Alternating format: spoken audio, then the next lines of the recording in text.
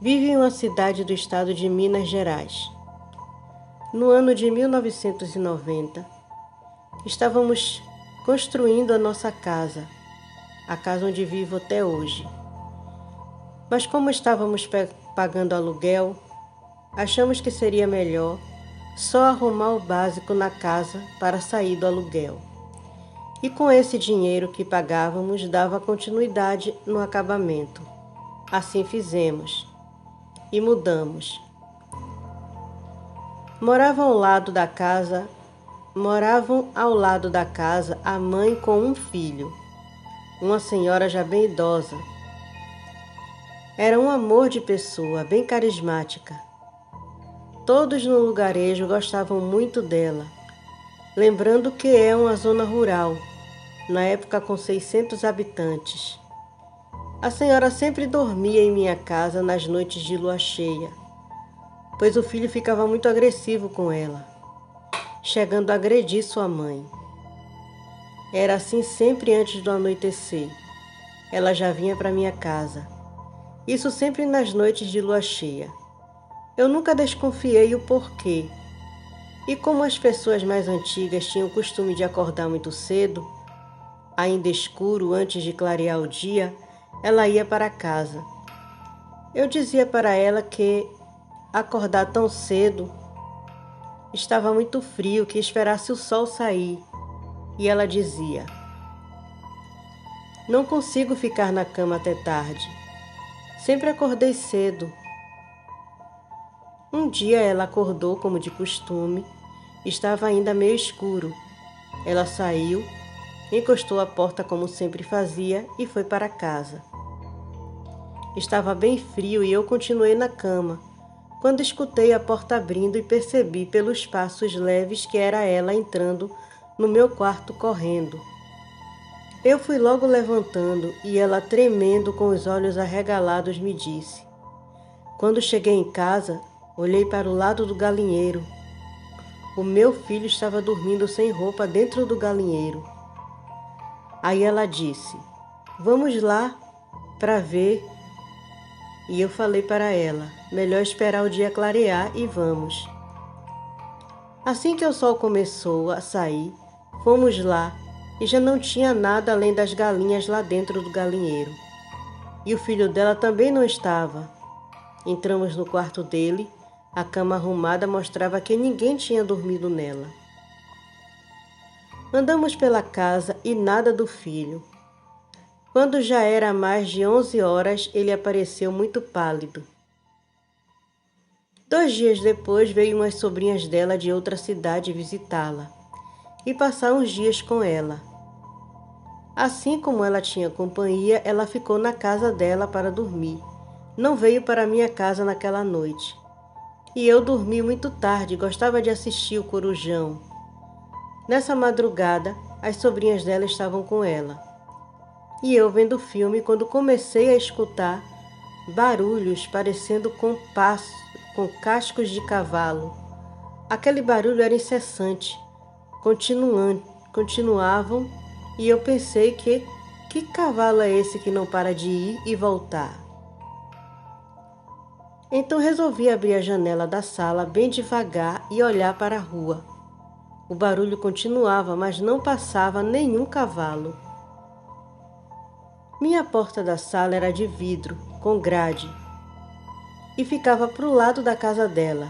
Então resolvi abrir o vidro bem devagarinho para ver de onde vinha aquele barulho. Tomei o maior susto. Aquele barulho estava rodeando a casa dela. Era como cascos de cavalo. Eu desliguei a TV e corri para o meu quarto e me deitei. Quando o dia amanheceu, ela veio em minha casa e me disse: Você não escutou nada essa noite?" Antes de eu contar o que ouvi, ela me disse: "Não dormimos nada essa noite. Tivemos uma noite de terror. O lobisomem rodeou e forçou a minha porta até quase o dia clarear." O filho dela que virava besta. Um dia ela me confidenciou o porquê ela tinha medo de dormir sozinha em casa, com ele em noites de lua cheia. Depois de um tempo ele desapareceu e ninguém deu mais notícias. Até hoje, ela já é falecida. Lua cheia de agosto. Essa lembrança eu carrego comigo e vou compartilhar com todos vocês. Foi um dia muito triste, o dia 22 de agosto de 2002. Uma notícia muito triste chegou pelo telefone dizendo que o meu amigo foi morto a tiros na Jardim Ângela, em São Paulo, e seu corpo ficou caído na rua, por longas horas coberto com um lençol. Era uma quinta-feira e guardei a cesta em luto em seu velório e em seguida enterro com muitas pessoas e amigos. Em homenagem a ele, resolvi ir para Paranapiacaba, numa trilha chamada Lago de Cristal. Mas por ser muito conhecida, tracei um mapa para ficar longe das trilhas de jovens que acampam e usam drogas. Saí de casa sozinho no sábado, bem cedo. Peguei um ônibus e fui em direção ao Brás pegar um trem para o Rio Grande da Serra e de lá outro ônibus que me deixaria a 5 quilômetros de Paranapiacaba. Como estava frio, levei um saco de carvão, minha barraca de 2 pessoas, lonas de proteção, uma coberta e saco de dormir. Para comer, levei carne temperada e ovos, arroz e macarrão, cloro para a purificação da água e um isqueiro. Para me proteger, levei minha pistola 7,65 municiada e mais uma carga de balas. Queria aproveitar que ainda podia andar com minha pistola e com essa história de matar meu amigo me deixou em alerta. Quando desci do ônibus e entrei numa estrada que leva até a antiga estrada de Santos, e no caminho entrei numa trilha batida em sentido às cachoeiras. Uma hora depois fiz um desvio à direita e subi um morro íngreme, cortando o mato no facão, e a uns 150 metros achei uma área descampada, próximo das torres de transmissão de energia. À minha esquerda, uma pequena nascente que escorregava a água paredão abaixo. Podia ouvir quando as pessoas passavam lá embaixo e estava protegido de qualquer tentativa de ataque. Eram exatamente 5 horas da tarde, quando limpei o local da barraca e verifiquei o local com mais precisão. Percebi que nenhum humano tivera ali há muitos anos, porque não achei nenhum vestígio de atividade no chão. Apenas rastros de animais. Então montei tudo e me preparei para fazer um fogo com algumas madeiras de árvores caídas que achei no chão. A temperatura já caíra bem e comecei a sentir frio. Peguei água e pinguei 2 gotas de cloro. Preparei a fogueira com carvão e as madeiras e me sentei no meu banco, que carrego quando acampo. Comecei a fazer a comida quando a noite caiu. O silêncio é total e somente os sons da natureza. Pensei muito no corpo caído do meu amigo, que até esqueci que há um tempo atrás, aqui mesmo, só que do lado oeste de Paranapiacaba, vi um lobisomem na floresta, comendo um pequeno cervo da mata. Mas como sei que sou protegido pelo meu tio Alfa, sei que nenhum deles iria me matar. Somente se fosse um pactuado. Mas pactuados preferem áreas rurais para pegar animais de fazenda e sítios. Mas como estava armado, me sinto seguro. Uma grande lua cheia paira no céu, e sei que a magia lunar atrai os alfas para fazerem suas refeições na natureza. Já estava jantando e meu relógio marcava 11 horas. E ouvi vozes indo em direção à cachoeira onde jovens estavam acampados. Fiquei alerta para aproximações. E como já era noite, minha fogueira não emitia muita luz. Pensei em descer lá para ver quantas pessoas iriam dormir por ali. Mas hesitei e pensei apenas descer se ouvisse algo fora do padrão. Fiquei olhando para o fogo, imaginando como é forte e o poder tirar vidas se alimentando. Mas um grito de terror ecoou pelo vale juntamente com pessoas correndo. Decidi descer para ver e rápido cheguei àquela cena bizarra. 4 jovens estavam presos numa emboscada, a uns 30 metros, um enorme lobisomem pactuado, fedorento e velho. Joguei minha lanterna em direção e quando me viu soltou uma espécie de rosnado ameaçador. Cheguei próximo dos jovens e o pactuado se colocou na minha frente. Eu recuei na mesma hora, peguei minha pistola. O lobisomem começou a vir em minha direção e decidi disparar uns tiros para cima. E corri para o lado esquerdo, liberando a passagem da trilha. Ele correu sentido a estrada e de repente parou, olhou em minha direção e soltou um uivo, olhando para a lua. E com muita rapidez correu para longe de onde estávamos. Quando cheguei até os jovens, estavam congelados e tremendo. Perguntei se o lobisomem atacou alguém e responderam que não, com a cabeça. Mas no chão caído estraçalhado estavam cachorros em suas vísceras, que o pactuado deixou para trás. Então ajudei a eles desmontarem suas barracas e chamei para ficarem lá onde acampei, apenas para proteger a todos se o pactuado voltasse. Um dos jovens disse que viram esse grande animal na pista, quando desceram do ônibus, e percebeu que começou a seguir eles até aquele ponto, mas só apareceu quando haviam montado barracas. Já estava quase pondo a fogueira quando ele pulou com esse cachorro na boca e tentou nos pegar. Gritamos e aí você apareceu. Eram 2 casais de jovens e só queriam curtir a vida, mas agora comigo estavam protegidos. Passamos a madrugada se aquecendo no fogo e ouvindo se algo estranho andasse pela mata. A grande lua brilhava no céu e um uivo bem distante quebrou o gelo, mas só ficou nisso. Às 5 da manhã, com a chegada do sol e uma neblina gelada, nos levou para as barracas onde dormimos tranquilos até 1 da tarde. Começamos a desmontar tudo e voltamos para a estrada. Pelo caminho observei pegadas da fera indo em direção à pista. E quando estávamos chegando no asfalto, achamos mais um cachorro morto, sem suas vísceras e muito sangue. Em silêncio atravessamos a pista e pegamos o ônibus até a estação de trem. Às vezes penso que sou eu que atraio essas bestas pactuadas. Ou se é eu que tenho que estar lá para salvar as pessoas e até mesmo o pactuado da morte iminente. No futuro penso que nunca mais ficarei livre dessa vida com essas feras mitológicas.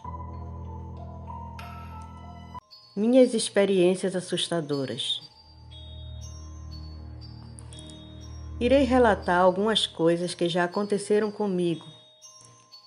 Tudo começou com meus 7 anos de idade. Dormia na casa da minha avó, pois minha mãe trabalhava cedo e voltava muito tarde. Do quarto de meus avós eu tinha a visão da poltrona do meu avô, onde até hoje ele adora descansar.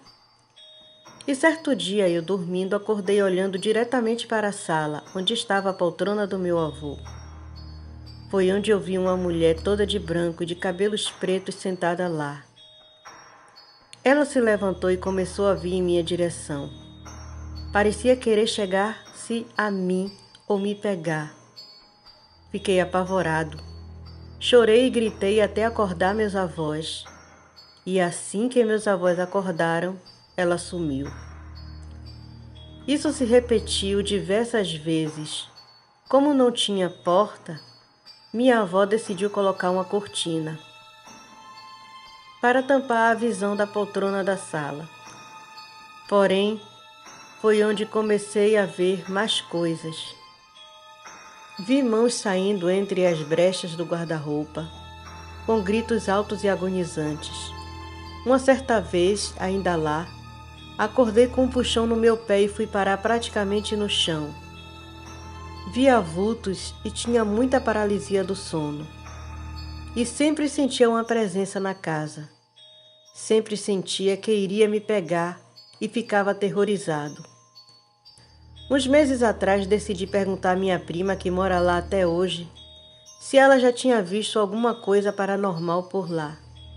E ela confirmou dizendo que tinha visto uma mulher branca na janela de cabelos pretos, tipo uma freira. Detalhe, ela não sabia que eu tinha visto tudo isso lá, e quando falei ela ficou abismada. Uma vez jantando na casa da minha mãe, ouvimos a porta abrir, bem devagarinho. Nesse tempo que estávamos ouvindo a porta abrir, minha mãe comentou: "Tem alguém entrando." Eu confirmei dizendo que estava ouvindo também. Logo em seguida, bateu e fechou. Logo perguntamos quem era e ninguém respondeu. Decidi olhar pelo corredor e vi minha sobrinha correndo para o quarto da minha mãe. E falei: "Mãe, é Bia." Eu e minha mãe começamos a chamar ela e ela não respondia. Fui bravo atrás dela, pois estava fazendo a gente de besta. E quando cheguei no quarto, não havia ninguém. Eu fiquei branco na mesma hora, sem entender. Tenho outras histórias também, e até hoje ao acordar, vejo rostos, vultos, imagens e pessoas caminhando devagarinho. Hoje eu sou mais acostumado, mas às vezes eu fico apavorado e acordo a minha esposa. E assim como sempre, logo que ela acorda e abre os olhos, tudo some, como se eu estivesse em outro mundo e voltasse à realidade. Mas alguém passa por algo parecido? Lobisomem. O bairro era Guajuviras, ainda na cidade de Canoas, Rio Grande do Sul, o ano 1988. Havíamos nos mudado um ano atrás do bairro onde tivemos os dois acontecimentos em 87. O sonho de uma vida melhor precisava de muita reforma, pois o bairro era um conjunto habitacional invadido por pessoas que não aguentavam mais esperar a entrega e por uma certa cota de desajustados que invadiram e depois venderam as casas, que faziam questão de destruir antes de repassar. Tivemos muito trabalho no começo e muito gasto, mas valia a pena. O lugar era bem distribuído, tinha tudo perto: posto de saúde, escola, polícia e muitas partes da mata nativa. No primeiro ano até a escola perdi, mas no seguinte voltei animada. Meu pai estava trabalhando com entrega de bebidas e quando passava fora, recebia mais. Então podemos juntar um dinheiro para trocar janelas que estavam caindo aos pedaços. A casa era pequena, tinha 2 quartos, um banheiro, uma sala e uma cozinha muito pequena que planejávamos aumentar depois. Meu pai ficou 3 dias fora e quando voltou mandou trocar a janela do nosso quarto. A essa altura éramos 3 irmãos. Meu irmão, que em 87 viveu comigo o terror da criatura, e minha irmã, dormíamos os 3 juntos. E por essa razão nosso pai achou melhor trocar nossa janela antes do frio do inverno. Logo que terminou o serviço, o homem disse que demoraria uns 3 dias para secar. A janela era de ferro e tinha uma grade. Os vidros só poderiam colocar depois de uma semana. O pátio tinha cercas simples de madeira por enquanto, mas a casa era de tijolos. Ao cair da noite, minha mãe pôs um cobertor como cortina para evitar o frio da noite, que já começava a se acentuar. Jantamos e contamos para o nosso pai as atividades da nossa semana. Às 9h30, nossa mãe nos colocou na cama. Era uma cama de solteiro no meio do quarto e um colchão onde dormia meu irmão. Acordei com meu irmão me sacudindo e nesse momento percebi que o cão que meu pai arrumou latia muito. Perguntei ao meu irmão o que estava acontecendo, quando reconheci o som, para logo em seguida meu irmão dizer: "Tem algo perto da janela e está farejando a gente." Senti um arrepio percorrer minha espinha e gelar meu sangue quase que instantaneamente. Isso não podia estar novamente acontecendo. Pensei em esfregar os olhos para ver se acordava desse pesadelo, mas foi em vão, era real. Não sabia o que fazer, até que vi o imenso vulto em frente à janela. Nesse momento, meu desespero tornou-se em coragem e temi pela minha irmã pequena deitada na cama. Puxei ela bem devagar para não acordá-la e a coloquei embaixo da cama, pedindo que meu irmão ficasse na porta, vigiando ela enquanto eu ia chamar meu pai. Sacudi meu pai com força, já que chamar o nome dele não estava resolvendo. Assim que acordou, falei tudo e disse que ele mesmo podia ouvir. Meu pai levantou no escuro e foi até o nosso quarto e só ouviu o cão latindo. Mandou nós irmos dormir, pois não devia ser nada. Ficamos apavorados com a falta de ação dele, mas nós não podíamos fazer nada. Então resolvemos deitar juntos embaixo da cama. Caso ele tentasse forçar a janela, não teria ninguém na cama para ser esmagados. No dia seguinte, ele deu uma olhada no pátio e no cão, que estava com arranhões na perna. Embaixo da janela havia areia que estava toda remexida. Meu pai concluiu que outro cão esteve ali e brigou com um lobo. Não demos muita bola, mas minha mãe ficou pensativa. Ao anoitecer, meu pai saiu para fazer outra entrega e após a janta, nossa mãe nos pôs para dormir mais cedo do que o normal. A altas horas ouvimos nossa mãe carregando minha irmã para a sala para uma bicama. Em seguida foi a vez do meu irmão. Como percebeu que eu estava acordada, fez sinal para que eu viesse em silêncio. Estava tudo apagado e minha mãe voltou para o nosso quarto. Ouvi ela falar algo, em seguida dormi. No dia seguinte, após o café, perguntei à minha mãe por que nos trocou de lugar no meio da noite. Ela mandou meus irmãos ir olhar a TV e me levou lá fora. Na janela do nosso quarto, me mostrou a areia novamente remexida e me disse que ficou impressionada com as marcas no cachorro e resolveu ficar acordada para ver se descobriria alguma coisa. Foi quando, por volta da 00:30, ela ouviu rosnados e o lobo chorando. Então foi ao nosso quarto e levantou a beirada do cobertor e ficou aterrorizada ao perceber que outra criatura daquelas estava se esfregando na nossa janela, rosnando e gemia estranhamente, e por vezes parecia um porco. Ela, em pânico, nos retirou do quarto e resolveu tentar oferecer sal para ver se ele desistia de nossa casa. E assim o fez.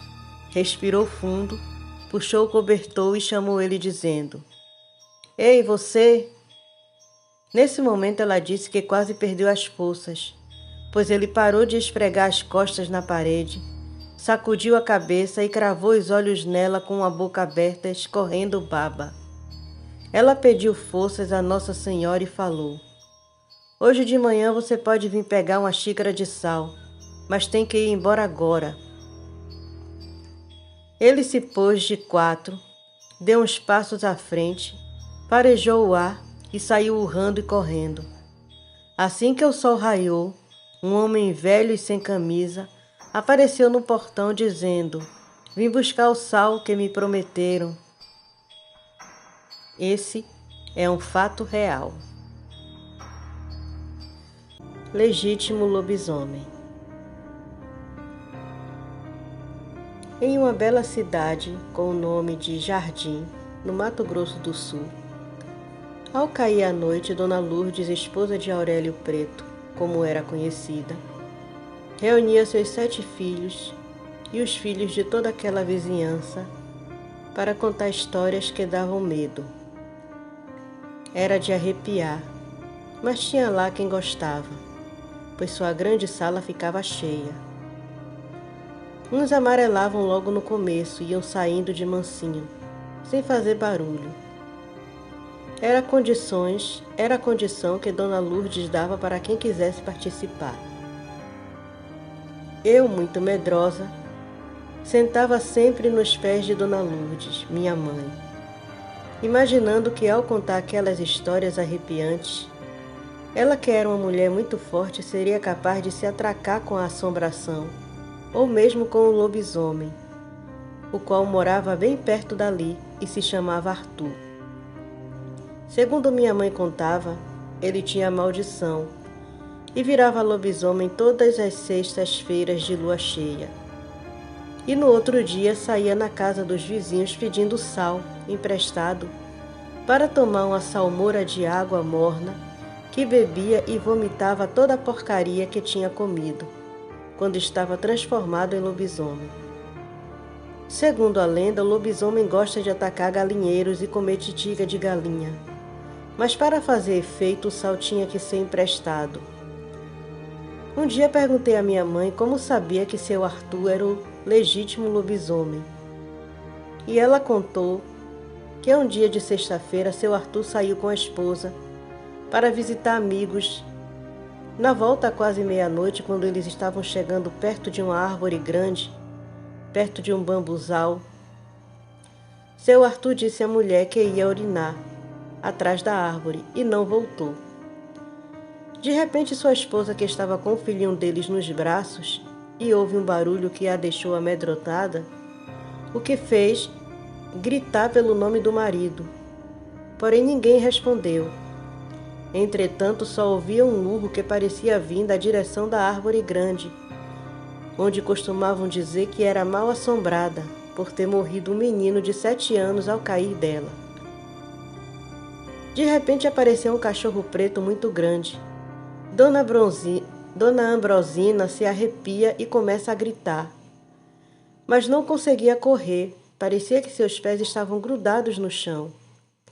Ela erguia seu bebê o mais que podia, tentando protegê-lo daquele grande cão que urrava feito um lobo. E ela, sem poder abaixar para pegar uma pedra ou mesmo um pedaço de pau, desenrolou o bebê, que estava em um xale vermelho, que era para espantar quebranto e mal-olhado, e também o frio. Ela bateu tanto na cabeça, na cara, nos dentes amarelados do grande cão, que ele foi embora. Passado meia hora, o seu Arthur apareceu, passando mal. Sua esposa perguntou: "Onde você se meteu, Arthur?" E ele respondeu: "Não disse que ia urinar? Que demora é essa? Passei grandes apuros com nosso bebê, não ouviu meus gritos?" Ele respondeu: "Não, mas gritos por quê?" Apareceu um cachorro tão grande que parecia mais um lobo. Nosso bebê chorava muito. Agora dormiu. Acho que de tanto susto acabou dormindo. Deixa de ser medrosa, mulher. A lua está cheia. Está bem claro tudo por aqui. Vamos andando rápido, está um pouco tarde. E temos que colocar a criança no berço para que durma tranquilo. E foi apressadamente. Ele com passos largos e ela um pouco atrás, matutando tudo o que tinha acontecido naquela noite, imaginando que nunca tinha visto um cão tão grande, que parecia mais com o tal do lobisomem que o povo fala. E logo pensou: será que hoje conheci um legítimo lobisomem? Chegando em casa, foram colocar a criança no berço. O pai sorriu e disse: como é lindo nosso filho, mulher! E continuou com um sorriso nos lábios, quando sua esposa viu fiapos do chale do bebê nos vãos dos dentes de seu Arthur. Ela estremeceu ao reconhecer o fio vermelho nos dentes do pai. Mesmo com muito medo, ela dormiu aquela noite na casa com ele, mas pediu para dormir no quarto do filho, alegando que ele poderia acordar assustado por ter ouvido o urro do lobisomem. Ao acordar bem cedo, pegou o filho e desapareceu. Ninguém mais ouviu falar na mulher de seu Arthur. Só soubemos que ela deixou uma carta para sua comadre, contando todo o ocorrido, mas não revelou para onde ia. Alguns dizem que ela virou andarilha, outros que foi devorada por um lobisomem, e outros que ela deve ter morrido de fome e frio com o filho, e que os dois devem estar enterrados no cemitério de uma cidade vizinha chamada Boqueirão, no Mato Grosso do Sul, disse Dona Lourdes. Só sei que a verdade ninguém sabe, e nunca vamos saber, porque Dona Ambrosina e seu filho desapareceram para sempre. Eu só me lembro disso, e não tenho vontade de lembrar-me de mais nada. Morria de medo quando passava na frente da casa dele. Seu Arthur ainda vive, e dizem que toda sexta de lua cheia, ele se transforma em um grande lobo chamado lobisomem. E agora Dona Lourdes já não existe mais. Morreu deixando saudades para toda aquela gurizada que ouvia suas histórias. Esse conto foi tirado do site Recanto das Letras e a autora dele é Lícia Palosa. O cachorro. O que seria uma lenda e o que é a realidade? De acordo com inúmeros acontecimentos presenciados pelo mundo, muitas vezes o que era para ser uma lenda se torna realidade. O relato a seguir é sobre um desses. Isso que irei contar aconteceu comigo quando eu era bem mais nova e até hoje não me esqueço. Minha tia mora na mesma casa há anos. Ela tem 3 filhos, sendo a mais nova próxima da minha idade. Sempre fomos bem amigas. Ela sempre dormia em minha casa e ficávamos brincando até tarde. Mas uma vez foi diferente. O irmão mais velho dessa minha prima ganhou um Nintendo 64 com alguns cartuchos. Aquilo era o máximo. Nunca tinha visto gráficos tão avançados. Eu morava em uma citoca na época e resolvi pedir para minha mãe deixar eu dormir lá na casa dessa minha prima, que era bem longe. Ela deixou. Cheguei lá, a gente brincou o dia todo e depois arrumamos tudo para jogar no videogame à noite. A sala dela era disposta assim: uma porta na frente da outra, sendo uma janela na parede esquerda e o sofá na frente da janela e a TV na frente. Viramos o sofá de frente um para o outro, que ficava melhor para dormir. Nessa época ela tinha um cachorro enorme que era uma onça de bravo, misturado de pitbull com alguma outra coisa, e o portão dela era todo gradeado e não tinha muro. Deu uma certa hora e a cachorrada começou a latir e uivar, feitos desesperados. Não demorou e o cachorro dela entrou na brincadeira também. Aquilo foi deixando a gente com medo. Eles latiam cada vez mais alto, como se estivessem competindo. E é um bairro perigoso. Direto ladrões pulam de casa em casa fugindo da polícia. Resolvemos olhar pela janela para ver se tinha alguém. e assim avisar meu primo mais velho para ele tomar uma providência. Não tinha nada. O cachorro latia alucinado no portão, olhando para um lado da rua. Não demorou muito e veio um cachorro no portão. Eu acho que era um cachorro, não sei. Isso porque ele era enorme, todo preto, e o mais esquisito era que ele tinha olhos verdes brilhantes. Ele não ficava de quatro, mas também não ficava em pé. Era muito bizarro. O cachorro dela continuava latindo e aquele bichão se aproximando. Quando ele chegou no portão, dava um pouco mais da metade da altura total. O cachorro da minha prima virou um nada perto daquilo. Ele começou a recuar e parou de latir. Então ele foi perto da coisa e aí recuou para o fundo do quintal, correndo e chorando, e ficou lá. Eu nunca tinha visto um cachorro daquele jeito. A coisa ficou parada lá e começou a encarar a janela em que estávamos, que era virada para a rua. Fechamos e corremos para a cama da minha tia. Foi horrível. No outro dia, o cachorro ainda estava totalmente abatido e parecia um filhote com medo. Nunca mais dormi lá. Agora eu moro a 2 quadras de onde isso aconteceu. E toda vez que a cachorrada começa a latir, eu já lembro daquele dia. E isso me dá medo. A mulher e os lobos. Esta velha lenda da cota conta que em uma aldeia vivia uma bela jovem e que seus vizinhos não a respeitavam muito. Ela era medrosa e, para tentar ganhar o respeito de quem não gostava dela, obedecia a todos sem dizer uma palavra. Um dia, um jovem da tribo se aproximou dela de forma gentil. Ela ficou atraída por aquele tratamento que nunca havia recebido e, é claro, também pelo jovem.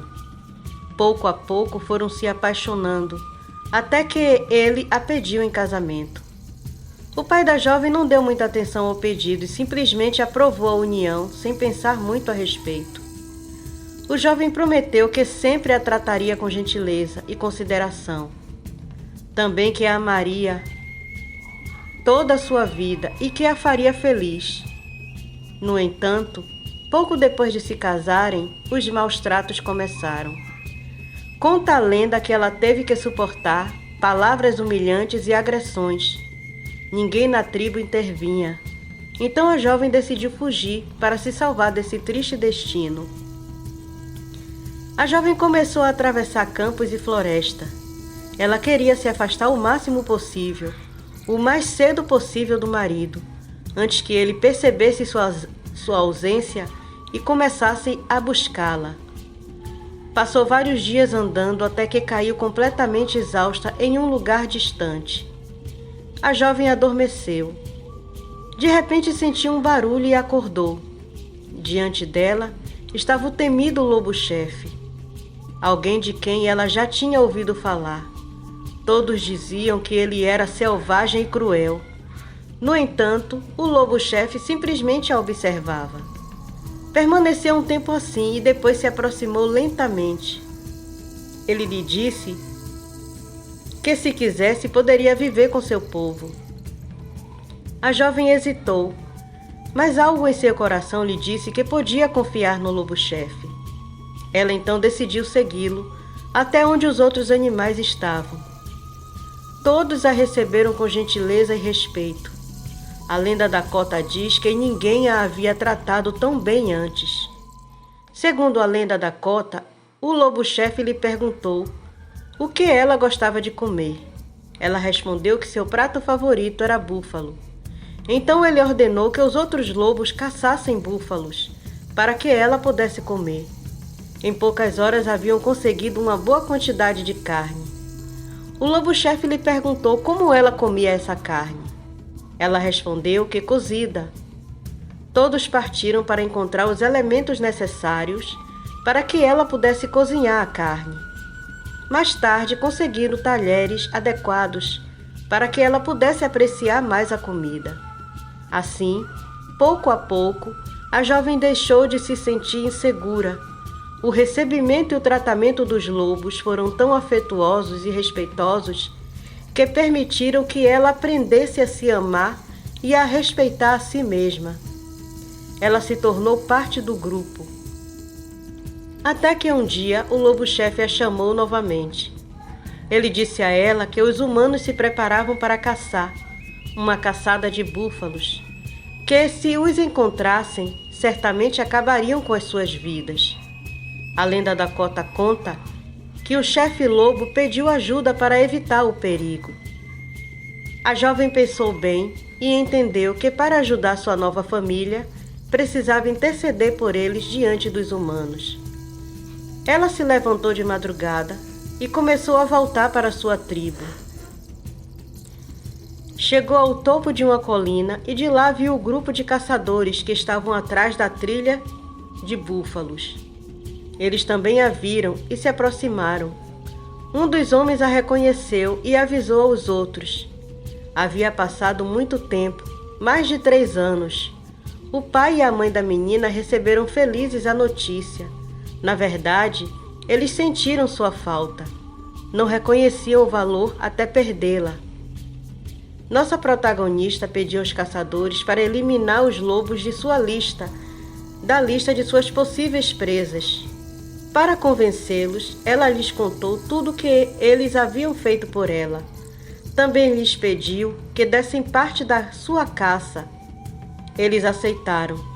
A lenda da Dakota diz que depois de vários dias de caça, os guerreiros chegaram com parte do que haviam caçado. Ela subiu em um pico e uivou, assim como os lobos. Depois foi embora. Então milhares de lobos apareceram para consumir a comida que os humanos haviam conseguido para eles. A jovem voltou para sua casa humana e todos comprovaram que ela não era mais aquela menina medrosa que eles tinham conhecido. Essa lenda é tirada do site A Mente é Maravilhosa. Obrigada por escutarem até aqui. Apoie o canal curtindo, compartilhando, se inscrevendo. Convide seus amigos para conhecerem o canal. Você que vem até aqui e gosta do conteúdo, mas ainda não é um inscrito, considere a possibilidade de se inscrever e fazer parte da família de Sombrios. E até a próxima!